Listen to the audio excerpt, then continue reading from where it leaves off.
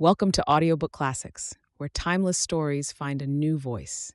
We feature timeless public domain works and some original content. Unauthorized use, copying, or redistribution is prohibited under copyright law.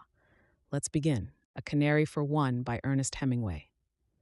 The train passed very quickly, a long red stone house with a garden and 4 thick palm trees with tables under them in the shade. On the other side was the sea. Then there was a cutting through red stone and clay, and the sea was only occasionally and far below against rocks. "I bought him in Palermo," the American lady said. "We only had an hour ashore, and it was Sunday morning. The man wanted to be paid in dollars, and I gave him $1.50. He really sings very beautifully. It was very hot in the train, and it was very hot in the lit salon compartment. There was no breeze came through the open window.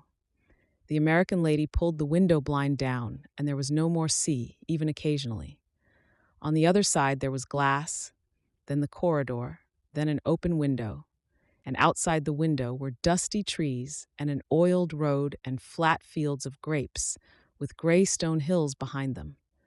There was smoke from many tall chimneys, coming into Marseille, and the train slowed down and followed one track through many others into the station. The train stayed 25 minutes in the station at Marseille, and the American lady bought a copy of the Daily Mail and a half bottle of Evian water.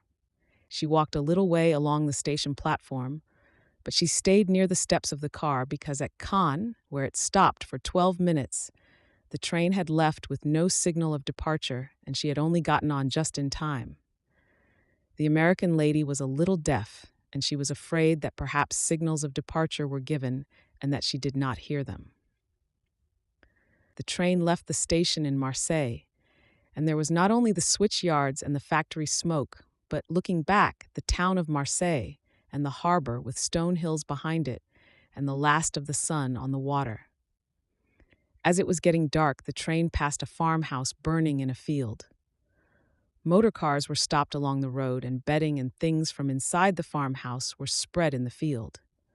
Many people were watching the house burn. After it was dark, the train was in Avignon. People got on and off. At the newsstand, Frenchmen returning to Paris bought that day's French papers. On the station platform were Negro soldiers. They wore brown uniforms and were tall, and their faces shone close under the electric light. Their faces were very black, and they were too tall to stare. The train left Avignon station with the Negroes standing there. A short white sergeant was with them. Inside the lit salon compartment, the porter had pulled down the 3 beds from inside the wall and prepared them for sleeping. In the night, the American lady lay without sleeping because the train was a rapide and went very fast, and she was afraid of the speed in the night. The American lady's bed was the one next to the window. The Canary from Palermo, a cloth spread over his cage, was out of the draft in the corridor that went into the compartment washroom. There was a blue light outside the compartment, and all night the train went very fast, and the American lady lay awake and waited for a wreck. In the morning, the train was near Paris, and after the American lady had come out from the washroom, looking very wholesome and middle-aged, an American in spite of not having slept, and had taken the cloth off the birdcage and hung the cage in the sun, she went back to the restaurant car for breakfast. When she came back to the lit salon compartment again, the beds had been pushed back into the wall and made into seats. The Canary was shaking his feathers in the sunlight that came through the open window, and the train was much nearer Paris. "He loves the sun," the American lady said. "He'll sing now in a little while." The Canary shook his feathers and pecked into them. "I've always loved birds," the American lady said. "I'm taking him home to my little girl. There, he's singing now." The Canary chirped, and the feathers on his throat stood out. Then he dropped his bill and pecked into his feathers again. The train crossed a river and passed through a very carefully tended forest. The train passed through many outside of Paris towns. There were tram cars in the towns and big advertisements for the Belle Jardinière and Dubonnet and Pernod on the walls toward the train. All that the train passed through looked as though it were before breakfast.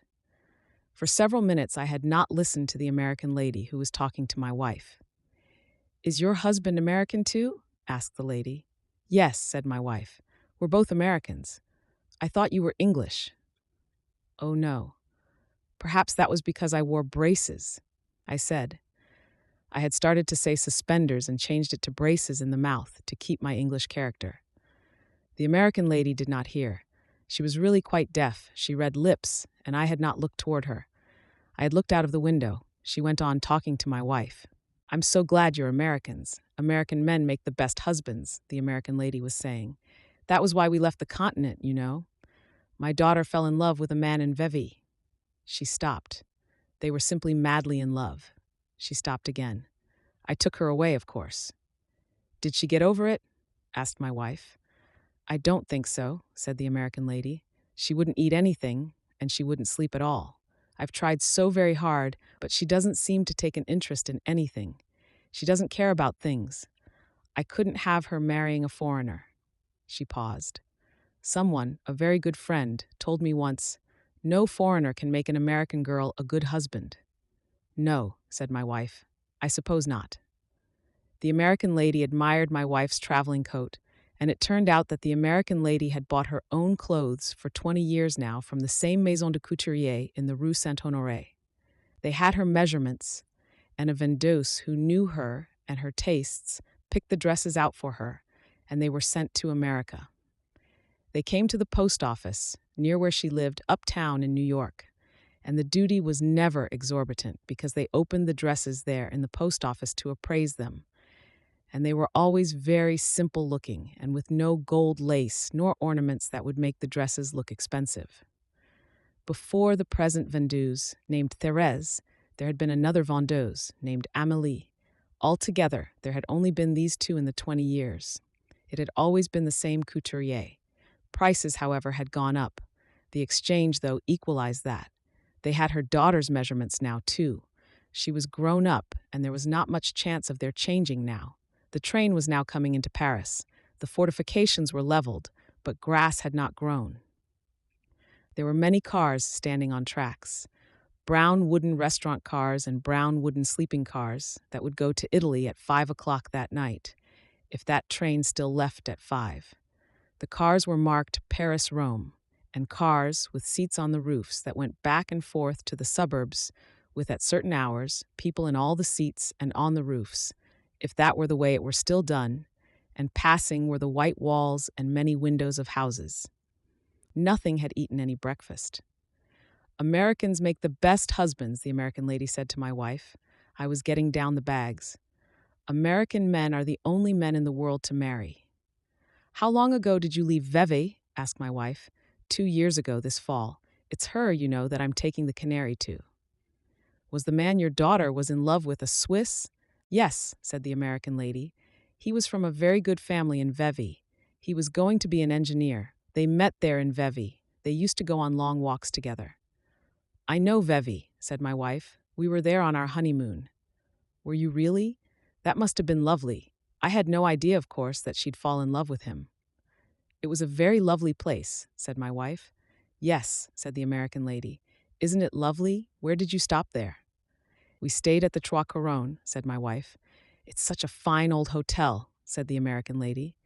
Yes, said my wife. We had a very fine room, and in the fall the country was lovely. Were you there in the fall?